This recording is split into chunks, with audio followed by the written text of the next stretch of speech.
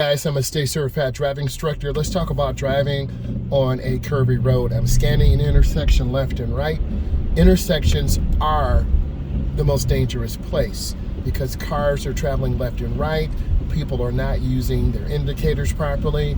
So we have a lot of warning signs here, so you're going to get a lot of good information. Let's go ahead and get into it. So we have a warning sign where pedestrians and bicycles, so you got to be defensive. Now we're getting into the dangerous road. We got a curve, warning sign to the right. I'm maintaining good speed and position. The speed limit is 45, but it's raining. I'm actually about 35 miles an hour. I'm looking ahead at the tracks in the water, and I'm going around nice and smooth. This is a really tight turn. If you did what that car did, you would get a deduction in points. Now we have some warning signs. These are chevron alignment signs. The road goes really tight to the left. I'm squeezing my brakes so centrifugal force does not roll the car out to the right. Then I'm going in really easy. And you see the chevron alignment signs telling us the curved road goes all the way to the right. And I'm squeezing my brakes. I do not want to overturn because I'll spin the car out and we'll go into the ditch. Going in nice and smooth. Another warning sign, this junction is a very dangerous junction, very difficult to maneuver. I'm looking ahead at that car, trying to look around the curve because it's a blind curve, and then I'm accelerating out. Whew, that was definitely a little bit stressful. We have our double yellow lines, which means we cannot pass. We have our edge line to the right. This is used for fog, hazardous weather, and this helps us stay oriented on the road. Also states and provinces have a basic speed law. You must drive at a speed that is safe and reasonable for the conditions on the road. Other things that I'm looking for out of my beginning drivers, I want to see you being predictable.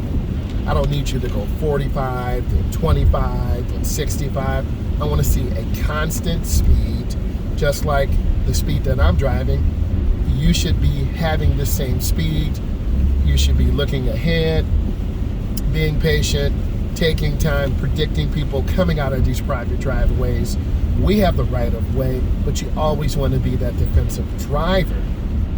And there's a lot of mist coming up, of rain, so this makes the whole situation that much more challenging. So I'm being smooth and very predictable.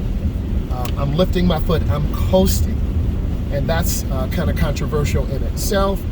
So I'm gonna stay in the outside. This is a double right turn lane. I'm squeezing my brakes. I'm going in slow. I'm a little fast, but I'm gonna go in slow and I'm gonna squeeze my brakes. It's no sense in running lights. What is the hurry? And if you blow a light, that will be a deduction. So you don't want to put yourself into a dangerous, now I can turn on red, so I'm looking for a gap and I see my gap and then I go. And I'm right in the turn, man, that was good. And then you get up to speed because there's traffic coming. And then I'm right at about 50 miles an hour. And the speed limit here is 55, so I'm taking my time. I'm gonna go ahead and get over one lane to the left, mirror, turn signal, blind spot, I'm right there in the lane, nice and smooth.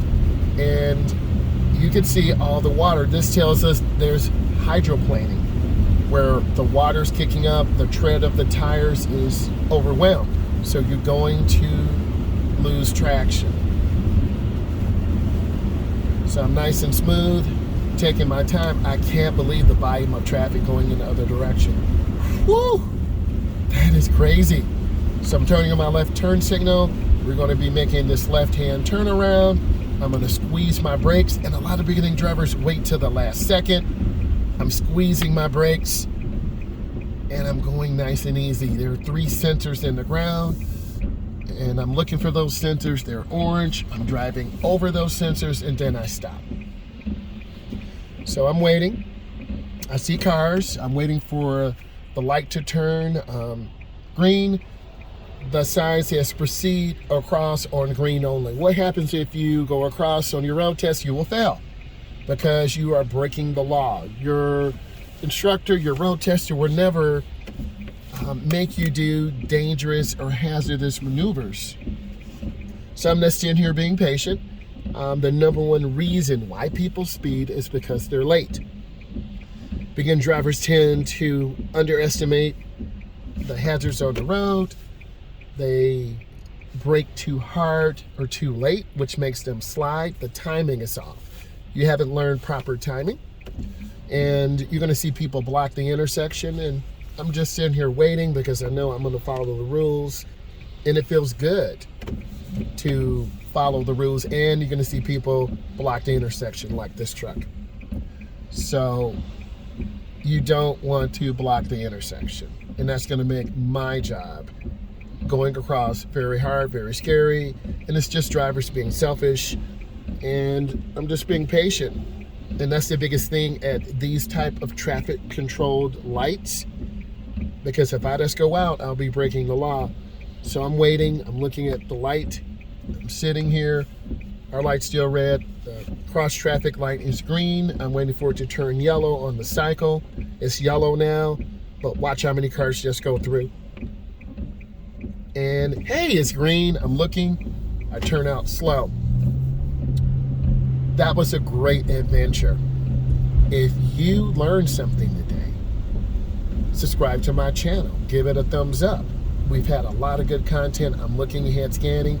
I wanted to say thank you. Bye.